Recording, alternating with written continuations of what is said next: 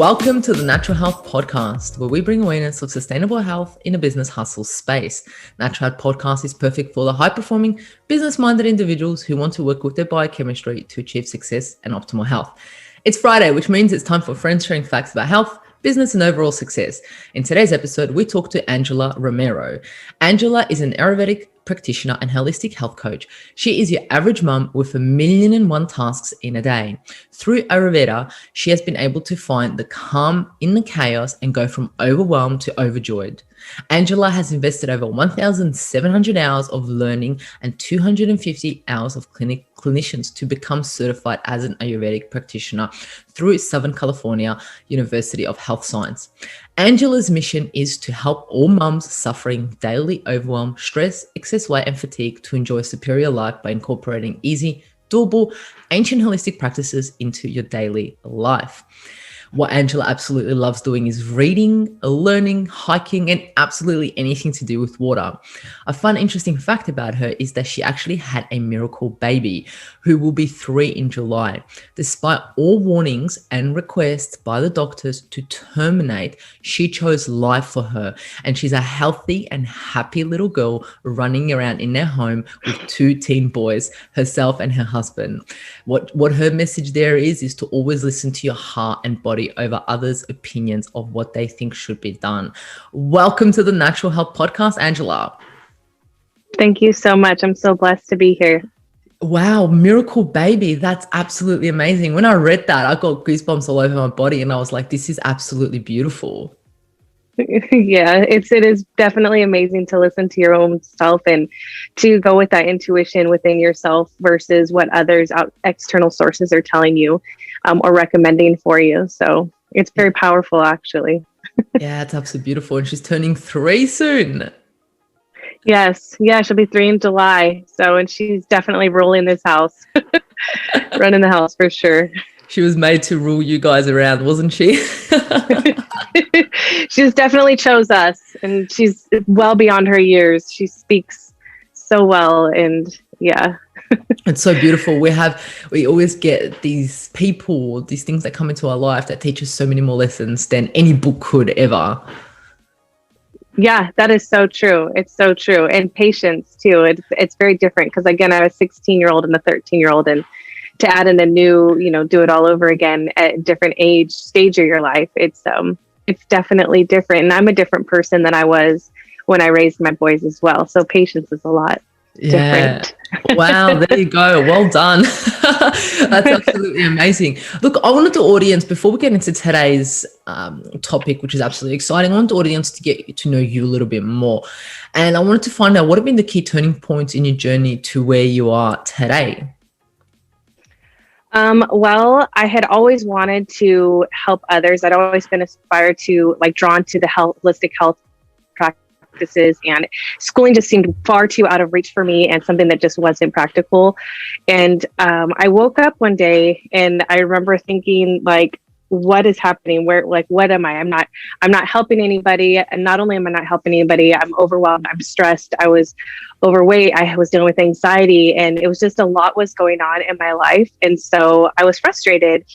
And then I remember sitting there I was volunteer at a horse ranch right here in Chino Hills. I volunteered there for my time. I made very little money, and they required me to be there on a Saturday, and I had to be there one day, and my son was playing a football game. And I remember thinking, what am I doing? I'm missing my family to be here in a volunteer position. And I at that moment, I just had a virtual breakdown, and I spoke to God, and I said, a real intentive conversation. And I said, God, I'm here.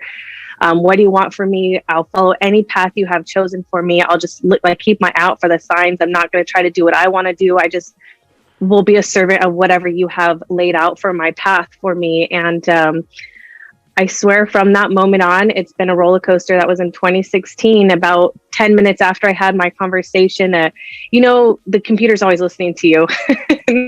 And thing popped up for Institute of Integrative Nutrition, and I clicked on it. I called, and I signed up without even speaking to my husband. And since then, it's just been a door open one after another. And I'm still on this journey of doors constantly opening up. And I believe the universe is speaking to me. And I'm a believer in there's a path. We all have a path and a destination, and I'm just allowing the universe and God and the higher powers to just utilize me for whatever it is that I'm supposed to be doing at this time. So that was a turning point for me, was just my lowest point, finding that I'm realizing that I'm not helping people, and knowing that I wanted to. And not only was I not helping people, I was lost myself. So since then, I have become an Ayurveda practitioner, a holistic health coach, a Pilates instructor, a Reiki practitioner. So I don't know if I'm on a mission to get endless certifications, but I'm just on this journey to know as much as I possibly can. And I think it's an endless journey for sure, but a very exciting and it's a very passionate one. So that was a turning point for me. I think it takes a lot for an individual to do what you do and say, look, here I am. I'm happy to serve. Let me know how. That in itself is a huge achievement, because that takes a lot of unknown, the fear of the unknown. Like, I'm here, but I don't know what's going to happen next. and you went and you clicked on that banner, and then you ended up learning Ayurveda medicine. Like, how amazing is that? Yeah. And it's all perfect timing, like divine timing. I promise it. Everything happens in exactly the right moment in time when it's supposed to happen. And when you stay open to it, it's true. Like, nothing overpowers you or overwhelms you, or you learn when to say no. And it's definitely beautiful. Yeah, amazing. So you've never actually, there's people that they wake up when they're like 5 years old and they're like, I'm going to be a healthcare professional. So that didn't happen. That happened later on in your life when you surrendered in a way. Is that right? Correct. Yeah. When I was younger, I actually thought I would be, I kind of just wanted to be a mom, and I wanted to be a veterinarian, and then I wanted to be, all these things, but definitely it clicked later on in life for sure. And I think when I was younger in my 20s, I thought the thought of going to school for 7 years or 4 or 5 years was just like, oh, that's crazy. And now to me, the thought of going to school for 7 years or 10 years is not nothing. It's like, what's 10 years or what's 5 years? It's a blink of an eye, and it goes by like that. And then next thing you know, you're certified. Next thing you know, you're the go-to person, the most knowledgeable person, the professional in that whatever area it may be. So yeah, I love that. I love the attitude of I always say I'm a student for life. Always studying, always learning. You never stop when you're dealing with humans. I don't think you ever stop, because we're always evolving, we're always changing. There's always new things that we find out. So it's so exciting. Yeah, I say it's about the evolution and not the destination. I don't believe there is ever a destination. It's just always an evolution to greater. I love that. That's a really great saying. I love that. I'm going to take that on. Look, here on the podcast, we talk a lot about success and how it's different. It means different things to different people. Mm-hmm. What would success look like for Angela right now? For me, success is it's more about others and empowering others to reignite the fire inside of them, to fulfill their passions, their desires, their dreams, their inner, whatever reignites that fire inside. I focus on moms, and a lot of times working moms, and oftentimes as women age or have children or jobs, they lose themselves within that, because we're such givers and nurturers that it always ends up being about other people and not about ourselves. And somehow we lose ourselves within that. So for me, that is what success looks like, is to ignite the fire in other women's lives, to find themselves in their passion and their greatness of what they are. And not only that, to ignite their fire, but have their spark someone else, and then another and another, and just create a ripple effect of all women empowering other women or men or kids or whomever, just humans in general, to just make a better life for those that are surrounding us. And we call it a ripple effect. So they call it the ripple effect. And sure you've heard of it. This one spark can light 1,000,000 candles. So I love that. I love that that's success for you, igniting other people's flames, fires inside of them to get the best version of themselves. That's absolutely beautiful. And I guess, throughout the years, you've definitely done that with individuals and especially with mums, like you said. So there's some lucky mums out there that have had the opportunity to work with you and women to work with you that you've assisted them to ignite their fire. That's absolutely amazing. Yeah. I love when people's success means, other people's success. I think that's absolutely beautiful. Yeah, definitely. I mean, within helping others, you end up helping yourself, because they always say the more you give, the more you receive. And it's so true. I mean, when you actually stop to give in a different manner, because I know as women, we're always giving to others. That's one thing. You have to give to yourself too, and honor yourself, and, do self-time and self-care and things like that. But when you are helping others, it helps to fulfill your own soul too. Yeah, 100%. It's that give and take, isn't it? It's also the giving, but also the taking, and there has to be a balance. And you don't want that stopping with you. You want it to keep going. I love that. I love that. Correct. Yeah, definitely. So let's talk about today's topic, which I'm so excited about, dealing with stress through ancient holistic practices for a superior life. Let's start off discussing stress, right? We've had many individuals come on this podcast and talk about stress, but we haven't had an individual come and talk about stress in an Ayurvedic medicine view. So I wanted to find out how stress seen in the Ayurvedic medicine view. Well, Ayurveda, first of all, do your followers know the meaning and the context behind Ayurveda? Let's go into it. So just really quickly, Ayurveda is about 5,000 to 6,000 years old, and that's just as far as the Vedas or the books have been documented.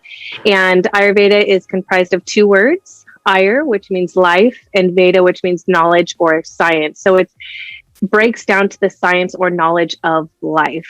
And it's so beautiful and so deep. Just like humans, we're all very simple, but not one human is identical. We're all different. So it's very individualized to each person, which is amazing. So that's kind of just a general sum of Ayurveda. In Ayurveda, actually, they view stress as a disturbance on the nervous system, which is mainly regulated by the Vata dosha. So there's three doshas. There's a Vata, a Pitta, and a Kapha.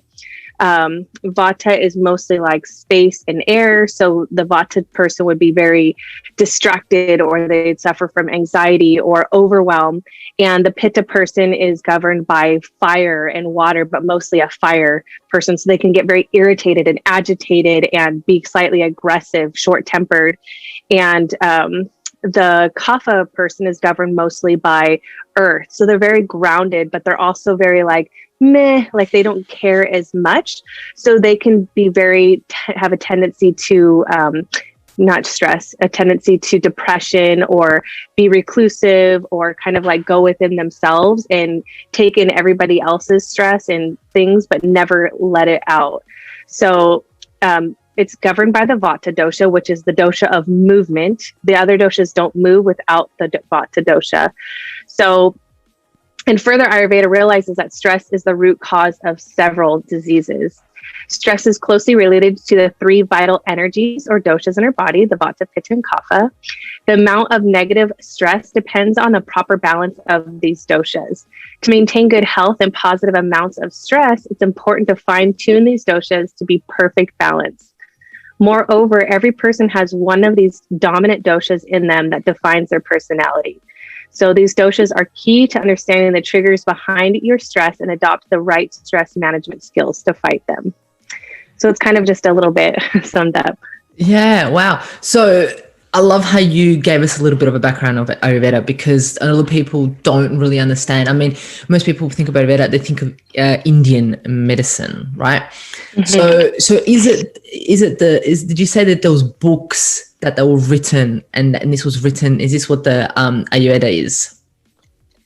So Ayurveda it was actually created from the sages, and long before. So this is, again, the 5,000 years is only as far as the Vedas or the knowledge was documented. Okay, yes. Prior to that, it wasn't documented. It was gone from one person to the next, or one stage or one god to the next person, or Vaidya, so one Ayurvedic doctor to the next, just by knowledge, because they were so smart, they could recollect it. But as we evolved, we got dumbed down, and they were no longer to remember as much as they once could.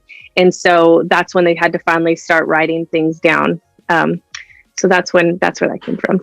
Yeah, wow. So it's really old traditional medicine that's been passed on through the years for us now to be able to incorporate it into our life and see how it can assist us. And I love that you've taken that on. And then there's the 3 doshas, and I love that, and they affect stress differently. With the 3 doshas, I wanted to ask a question before we go further. You said that there's a dominant one. Usually. Mm-hmm. So does that mean, for example, if someone's Vata, they're only Vata, or they can be a little bit of this and a little bit of that, or they could be all 3, or like one day they can be this, one year they can be that? Can things change? Is it flowing? Is it evolving?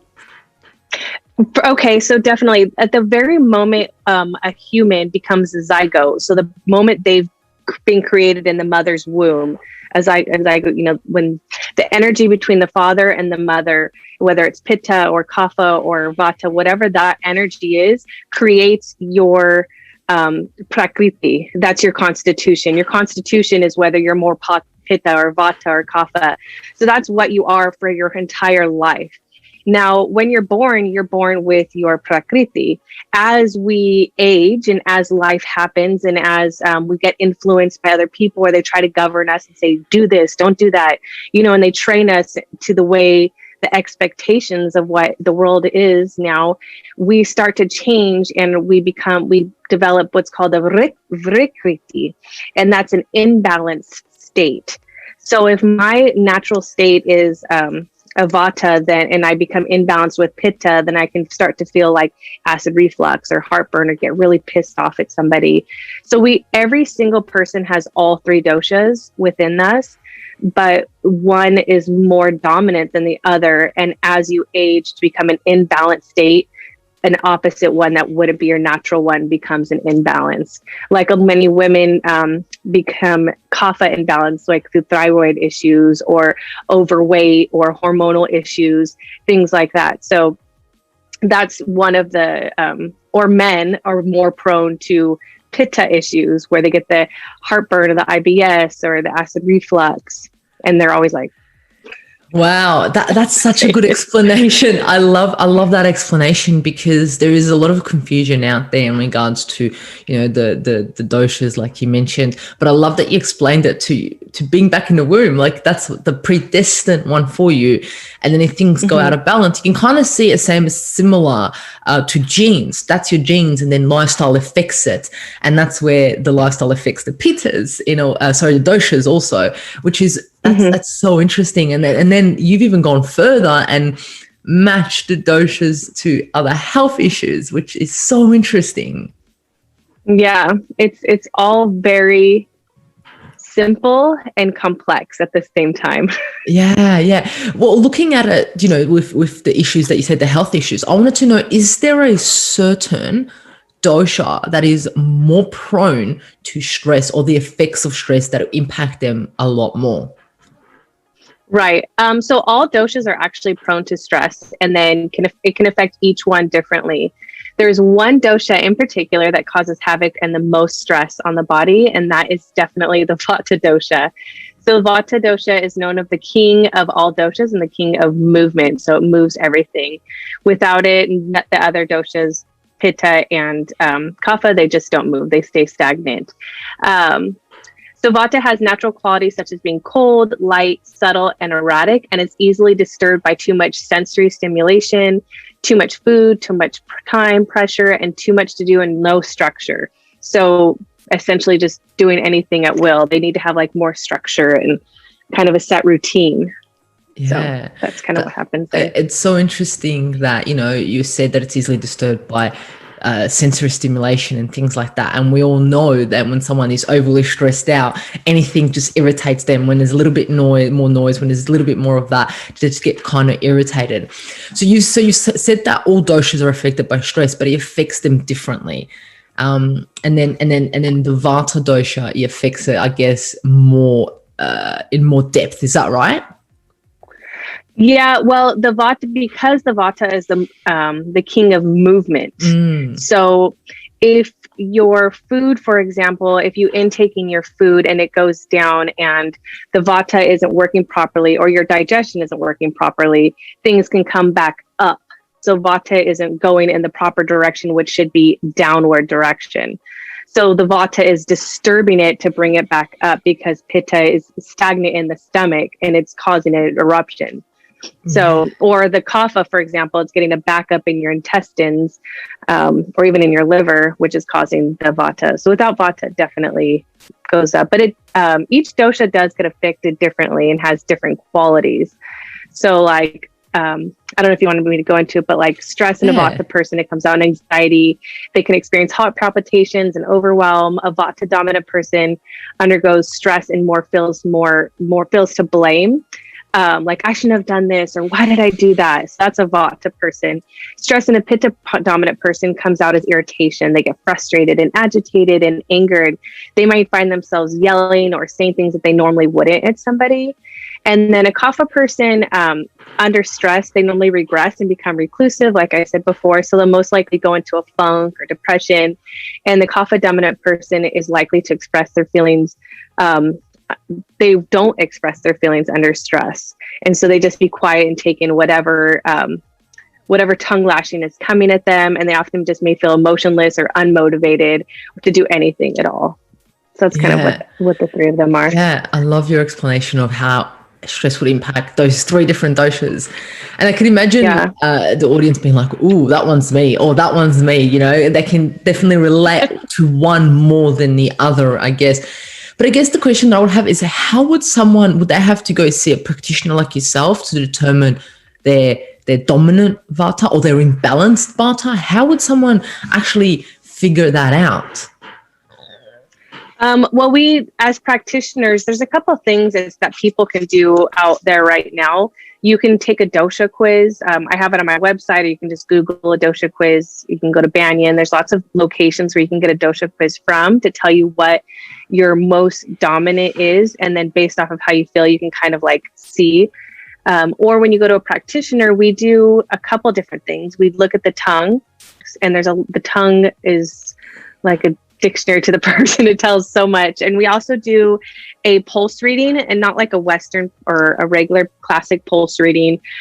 This one we'd use the 3 fingers, and this is a Vata finger, a Pitta, and a Kapha finger. And when I place it on the pulse of the patient, whatever is more dominant, the pulse under which finger, that can tell me. And also, the deeper we press. So if I place my 3 fingers on a person's pulse near the wrist, and I press really deep to where I don't feel the pulse any longer, and I slowly release, the one that hits me first would tell me the person's prakriti, or their constitution.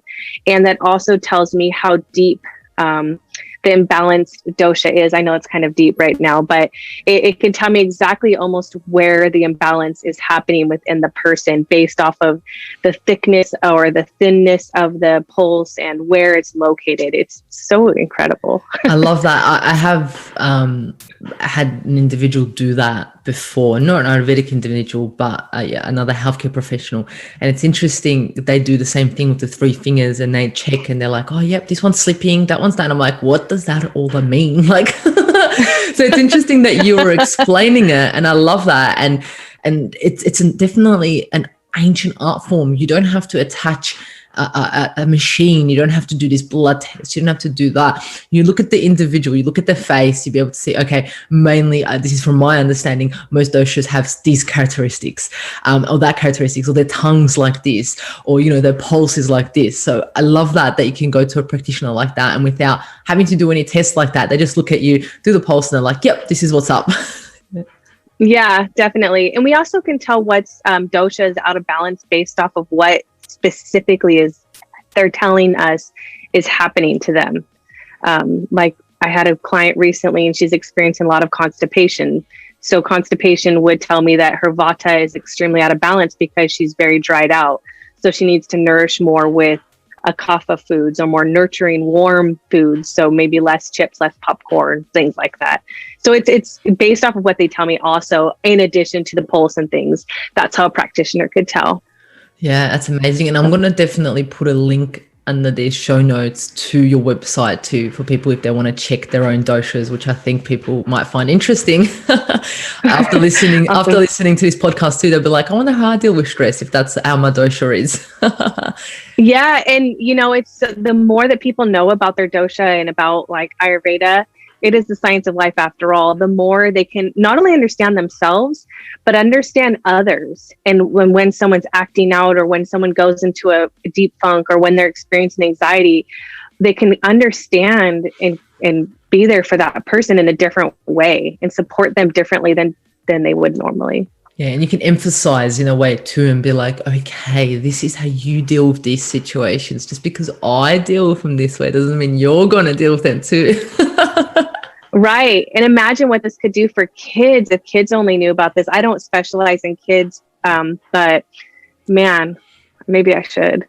Yeah, no, 100%. I mean, going back to, like teenage years or something like that, if I knew half the stuff that I know now, how I react to things, or what my base reaction is, or what I need for self-love and something, things like, not that I regret anything, but, like, wow, things would be so different, wouldn't they? It's crazy. So passing that information to teenagers or like people in their mid-20s, absolutely miraculous. Yeah. Oh, 1,000%. Definitely. I agree. Especially when individuals have their first breakup or something like that. That's when it's like the end of the world, isn't it? Don't we know it? Oh, and see, and that goes back to the person too. So a Vata person, she'd be like, oh, what did I do? I can't believe I did this. And she'd put it all on herself. And the Pitta person would be like, screw that person. They didn't deserve me. They're just very mad. And then the Kapha person would just be like, meh. And they would just cry and just eat the ice cream. There you go. That's so interesting. I love it. I absolutely love it. Got a little bit of an example how you would react to a breakup. Yeah. So look, most of stressed out individuals are also overwhelmed. So stress and overwhelm go absolutely hand in hand. Mm-hmm. But how does this affect the person's overall health? So overwhelmed individuals are actually constantly under stress, always on the go. One may feel an influx of anxiety, then rage, and then head into a deep depression. So it's kind of all three. They get a whirlwind of all the doshas, as if stuck in a tornado, and like really no clear way to escape it. When under constant stress or feeling of overwhelm, it's also putting a lot of stress on our internal organs and hampering our immune system. So that opens up the gates to all kinds of diseases, and not just diseases, it's also accelerating age. As oddly as that sounds, because if your organs are working quickly, you're accelerating your aging process that much quicker. And so we know as women, we're always trying to, in Ayurveda, we call it a rasayana, rejuvenate or age gracefully. With overwhelm, it definitely cannot achieve that with the overwhelm. So yeah, it's so need to rid the overwhelm. Yeah, it's like anti-aging. What's the best anti-aging things? Do not be overwhelmed. Do not be stressed out.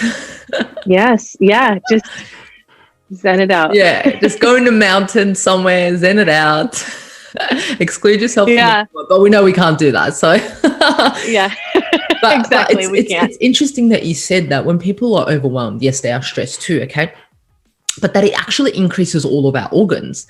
That's a very interesting aspect right there. So, like you said, when we're stressed out, our heart rate goes up, which activates that more. All our brains functioning more activates that more. And that would mean more aging or faster aging, not so gracefully. Mm-hmm. Yes, it's definitely true. And so that's what I mostly specialize in, is ridding the daily overwhelm for women or overwhelmed moms, just to find a balance and find like that calm in the chaos, and just kind of find themselves and their sense of peace. Which a lot of people who are overwhelmed don't even know what that means. They'll be like, "What? You're just talking gibberish to me. I don't even know what that peace means.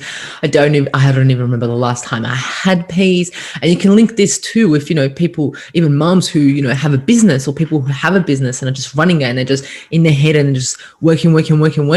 They're overwhelmed like crazy, and then of course their doshas are going to be out of balance. Yeah, yeah, and you're correct. A lot of women don't know that they're overwhelmed and or stressed and or dealing with anxiety, or it's weird because you just kind of go. We just go. We go and we do. We go and we do every day. And most women are so focused on their looks and their weight um, externally that they don't really stop to look internal and see how they actually feel or what's happening on the inside. They're just going. Yeah, it's interesting. Just, what I just got an image is of, an individual looking at themselves in the mirror every morning. Physically, you look at yourself, you're like, okay, cool. But do we every morning look at ourselves internally? Do we have a mirror internally? Like, hey, how are we going today? How are we feeling today?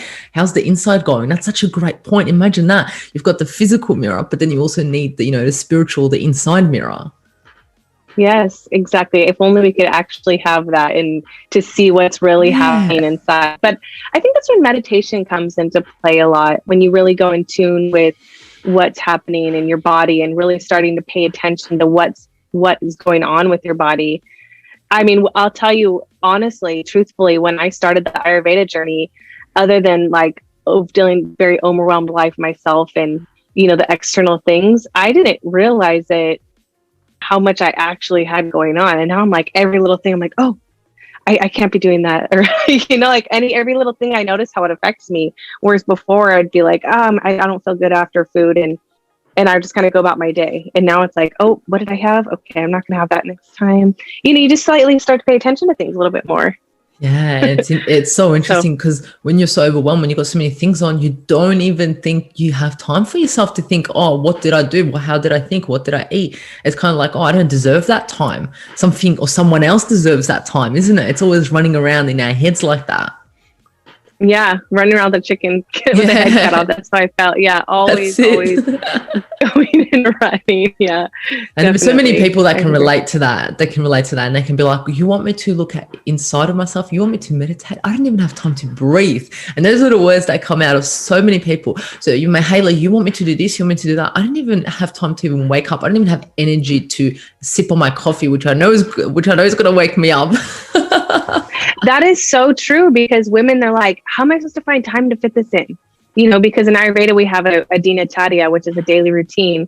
And they're like, And so I implement one thing at a time, just follow, just drink warm water, little practices. So I do a little bit and then they accomplish in the next thing. So it's one at a time. Not to overwhelm them even further, to actually bring balance and not to, bring them out of balance. Yeah, I love that. There's a balance in that. There's a balance in there, isn't there? So what does it mean to support you, Agni? I hope I pronounced that right. Agni. Yeah. And how does it help an individual who's stressed out? Okay, well, so Agni in Sanskrit, it actually translates to fire. So Agni is the fire. And in our bodies, the fire is in our gut. So it's our digestive fire. Without a well-lit, kindled fire, so picture a fire at a campsite. If you're cooking a fire and you wanted to put a bowl or cook some rice or noodles or whatever you're cooking, and then you go and take an ice cold water and you put it on the fire, you're not going to be cooking that food any longer. It's just going to be kind of sitting there slowly cooking, I guess, perhaps. So you want to keep that fire nice and hot so you're cooking that food optimally. That's the exact same as it is inside of our bodies. So if our Agni or our fire inside of our digestive system is constantly putting out because we're intaking ice cold water because that's what we're accustomed to, then we're constantly putting our fire out, and our body has to rekindle the fire to then try to cook the food. And most of us women, when we're trying to lose weight or live a healthier lifestyle, we gravitate to salads or raw foods or cold foods. And your body has to then rekindle the fire. Then it has to cook the food to then try to digest the food, to assimilate the food, to eliminate the food. So we want to cut all of those out. It's a lot, right? I could see it in your face. So we want to cut that out as far as the keeping our Agni nice and warm and kindled. So when we intake food, idealistically something that's already softly cooked and warming foods, or greens, good, healthy, nurturing greens, carbs. And so when it hits our digestive system, it can assimilate it properly and put the nutrients where they need to go, and then also properly eliminate it so you have a good elimination process. With a not good kindled Agni or fire, not only are you not properly digesting, assimilating, and eliminating, you're actually creating what's caused is ama, and ama in Sanskrit is undigested food or toxins. And toxins are going to find themselves in a weak spot in your body and kind of attack it. They'll accumulate there, and next thing you know, you'll attack it and you'll get rheumatoid arthritis or gout, or you'll experience again the Hashimoto's or celiac disease. And I mean, I'm sure anybody listening to this knows it's increasing with them amongst their friends or family, all these diseases that we're seeing coming up on a rise, not just in cancer, but there's many of them. So it can definitely cause havoc with improper Agni. So in Ayurveda, we focus a lot on the Agni, hence you'll see people do things like pickled ginger, which is nothing other than ginger with lime and rock salt prior to a meal. Like in sushi, if you go to sushi, they give you the ginger first. That's specifically to get it's kindling your fire. It's saying, hey guys, let's prep you. There's going to be food coming in. And it's like, oh, all right, let's do this. You know, it gets nice and hot for when the food comes in. So it's ready.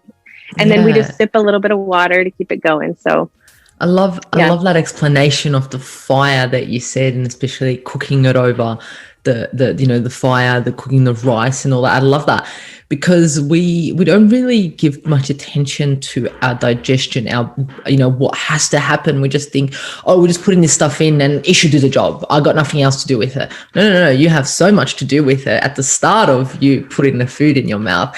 And I guess individuals who are stressed out, I think that wouldn't assist their fire is eating on the run, eating quickly while being stressed out, eating in the car, eating whilst people are getting ready or things are getting ready, or just eating and then their kids eat and things like that. So I guess that would definitely not help their fire, because you're not preparing it, like you said, sitting down, having that ginger, prepping your body, even doing a few deep breaths and being like, hey, food's coming down, are you ready? Like, imagine if we all just sat there and said, hey, you ready, food's coming? Like yes, definitely. Yeah. And not only that, also the five senses. So when you smell food, it prepares your salivary glands to get the digestive enzymes to intake food. When you touch the food, it also prepares your digestive. When you see the food, it mentally gets you, like you get that grumble in your stomach.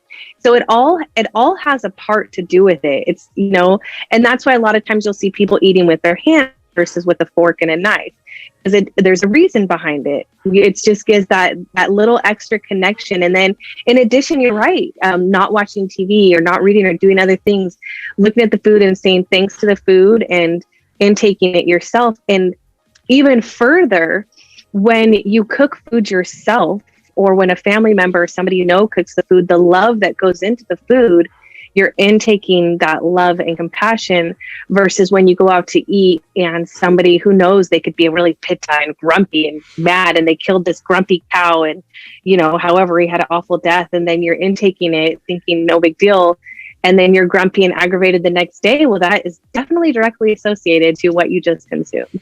100%. I'm so glad you say that. And I'm similar like that with coffee. Like when I go and if I see the person that's making the coffee being really rushed out or grumpy, I'm like, nah, I'm going to the next cafe. Or if they're like happy, like, hello, and I'm like, hello, how are you? And then I make the coffee. I'm like, oh my gosh, it's the best coffee ever. But it might be the same coffee, the same water, the same milk. It's just a different person making it. And it's interesting how the energy goes into it. And the same with food. Like the food my mum makes, my gosh, like no one can ever make that. The same recipe, like I'll try and make it. It's not the same. And eating with their hands. I love that you mentioned that. And there's so many traditions and so many cultures that eat with their hands. And I try as much as I can to eat with my hands. And it makes things yummier. Like it's so much more exciting and yummier. And, you can understand why kids do it too. Yeah. Yeah. Well, and if you look like in a Mexican culture, they have the tortilla, or there's something that they use as a tool to grab even like the soupier foods. So that way they can get more. They're not just like sticking their hands in the soup. It's like absorbing it through something. So it's definitely, it's all so deep and beautiful. Yeah, it's all interlinked. I love that. So talking about someone who's stressed out, right? What is an Ayurvedic diet and how does it assist someone who's stressed out? So I guess someone who's not so stressed out, someone who's stressed out, you kind of would give them a different diet based on their fire in their stomach. Yes, definitely. Exactly. 1,000%. But diets can differ from one person to the next. In Ayurveda, we treat the whole person, not just the imbalance of a dosha. So we take into account the person's past history, their family history, their current diet and lifestyle practices, whatever medication they're on, and even a couple other factors. There are a few good rules of thumb would be to drink warm water instead of ice cold water throughout the day. Start your day with a water or warm water before you add coffee or tea or anything like that. And the first thing in the AM before anything hits your system, drink the water. And then you could always add in ginger with that water too, again, to get the digestive, just to let your body know, hey, we're going to start our day now. Minimize cold, raw, dry foods. Always try to think about slightly cooking your foods. And then I think we went over a couple of them right now too, where, trying to cook at home as much as possible, sitting down, thinking about the food, thinking about chewing it and swallowing it. So these are things in general that a person can take with them, but definitely every single individual diet is custom to the person individually. Someone is probably telling themselves right now, how am I going to customize my diet when I have a whole family to cook for? I can't customize 6 different meals, right? Yes. The way in Ayurveda we do that is through the spices. So someone who is experiencing a lot of heartburn or acid reflux or a Pitta imbalanced person, you would put more cooling like coriander or fennel into their diet, or cook with give them a little bit of coconut oil, whereas the person who's a Vata would have more sesame oil or warming oil. They'd have more ghee in their body, digestive system, and they would have more nurturing herbs. So it just comes down to the spices. And so in my home, again, I've got 3 kids and a husband, and my husband's Mexican, and everybody has their little spice jars, and we just use spices that way. I love that. I love that everyone's got their own little different spice jars. That's amazing. And then if they get mixed up, there goes the doshas mixed up. Well, it's still it doesn't that dramatic, but yeah, they're like, oh my gosh, I had the Vata. I'm out of I accidentally had the Pitta. That would be funny. That is hilarious. I love that. That's definitely, because you're right. Most individuals don't just cook for themselves. They cook for, family or friends or anything along those lines. And spices is definitely an amazing way to customize the same meal. Yeah, definitely. So you can just customize it to just through the spices for sure. But there's a lot of good rules of thumb, like ginger is good in general, lime is good, so warm water is good. Taka, we do a lot of Nice. I just grew my own ginger, and it's harvest season, turmeric and ginger. So it's harvest season for them soon. So I'm excited to make myself a ginger tea and that ginger before the food. I think it's absolutely amazing and definitely helps with digestion. Yeah, and as far as the ginger goes, too, you can peel it and then slice it into little slices and keep it in a little mini mason jar. Squeeze it with enough lime to cover it, and then put some rock salt on it. And that way you always have it ready. You don't have to prepare it every time before a meal. True. If you were the type to prepare before a meal, you would prepare the ginger before you start cooking and then set it aside. So right before you eat your food, you would consume the ginger. So it's had a little bit of time to be pickled within the lime. Yeah, wow, that's absolutely interesting. I love that. I love these little traditional health hacks. Absolutely amazing. I know we've spoken about a few. I know you've given us so many little health hacks already, but I wanted to know, are there any other ancient holistic practices the audience can incorporate into their life to achieve a optimal superior life? Definitely. There's so much, but same as the above, but in addition to have your largest meal when the sun is highest in the sky. So that would be between 10 a.m. and 2 p.m. If you're a meat eater, that's when I'd recommend eating your meat. Enjoy a lighter dinner no later than 7 p.m. or at least 3 hours prior to hitting the sack at night. Practice self-love techniques such as a daily abhyanga, which is a self-anointed body massage. You can simply use sesame oil or coconut oil. And then to do that, you would rub over the joints in circular motion and long over the shafts of the joints. And then you can also do pranayama, which is breathing practices. And a good one for that would be like a nadi shodhana, where it hits both sides of the brain, the temporal lobes. And so it kind of helps to balance your body out. And then the last one would be carry an essential of your favorite flower, scent, or rose. Of scent, which like could be a rose or jasmine or lavender or chamomile, just to relax or stimulate your mind. If you want to stimulate it, you could use something like mint or eucalyptus. And then you could also switching it up by incorporating herbal teas into your day instead of drinking just water throughout the whole day. A good herbal tea that's a great tridoshic. Tridoshas is to balance all three doshas. Would be a cumin, coriander, fennel tea. We call it CCFT. And so the tea is nothing other than tea. And so it's cumin, coriander, and fennel. Most people probably have it in their kitchen already. It's probably been there for a while. So you can use that. You would just mix all three in equal portions and then use a teaspoon of that, anywhere between 8 ounces to 20 ounces of water, and sip it throughout the day. You can steep it if you want to boil it, you would simmer it for 3 minutes. Or if you want to steep it, you would steep it 5 to 10 minutes. Some people even do what we call the hema, and that's a cold infusion where they set the seeds in water like in a mason jar at night and leave it to the morning and then strain it and then drink the water throughout the day. So that way you're not just consuming plain water all day long. So those are a couple tidbits. That's absolutely amazing. There's so many. I love the thought about eating when the sun is the highest. That's absolutely amazing. And I think that goes back to a lot of cultures, like, the Italians, you go back to them, the Indians, they have their biggest meals at lunchtime. And it's like, wow, it goes back to such an ancient history as to why that should be done then. And then you gave us some breathing techniques, you gave us a tea recipe. My gosh, this episode is filled with little tricks and tips to balance your doshas and not get so overwhelmed and so stressed out. I absolutely love it. Thank you so much for providing us so much knowledge. But to finish off, I ask all my guests, as this is the Natural Health Podcast, what is your best kept natural health hack? And that might be something that you do to optimize your health every day, every week, or once a year. But what would that be, Angela?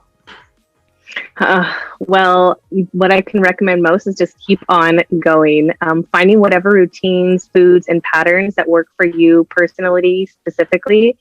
I also keep tea bags in my purse for me personally. So tea has so many, so many health benefits. So that's pretty much what I recommend. And like I say, it's an evolution, not a destination. So it's always a process, and just add in what you can. So that's pretty much the best of what I can say. Just do what you can when you can, and just consistently keep on going and trying to improve and finding little hacks that fit to your life. Yeah, I love that. And there's so many little health hacks that you can take away from this episode, and I hope that you do. And I'm going to put all of your information in the show notes below. But if someone wants to work with you or get in touch with you, what is the best way, and what have you got for the audience to offer? Well, I actually have a free ebook that they can download, and it's Stress Relief for a Superior Life. And I also have Anxiety Relief for a Superior Life download. So they can download both of those for free through my website, or they can email me directly at angelaayurveda@gmail.com. And then I also, if anyone would like a e-health consultation, because I do like virtual telehealth right now. So I can do 40% off of a telehealth consultation. So for an hour and a half, it's a consultation. It's normally $222. At 40%, I believe it's like $130. I'm not the best. I didn't write it down. But so that includes an hour and a half of a consultation. And from that, the takeaway, they'll get a customized protocol, which includes their diet and lifestyle, when to eat, what to eat, even includes recipes. It even goes into details like the best time, optimal time to go to bed, optimal time for them to get up, and a daily routine of what they would look like.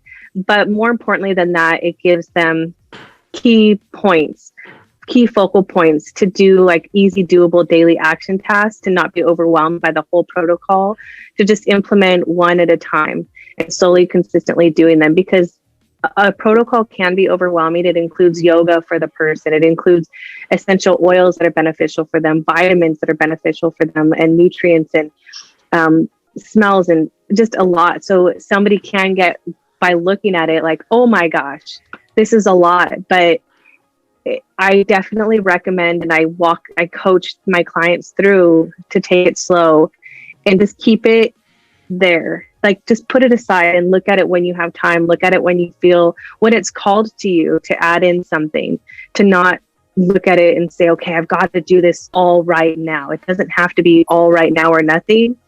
It's an evolution. Just slowly go. Just take it as you can, you know? I love that. So that's what I've got. Yeah. Takeaway. It's an evolution, and then you're able to offer that absolutely amazing service to them. And what a blessing that we're able to get 40% off. That is absolutely huge, huge, huge. So thank you so much. And I'll definitely put that in the show notes. And I hope that the audience do take you up on that, and they're able to, change their life from being overwhelmed and stressed into having that superior life and living the life that they deserve and want to actually live. So I absolutely love that, Angela. Definitely.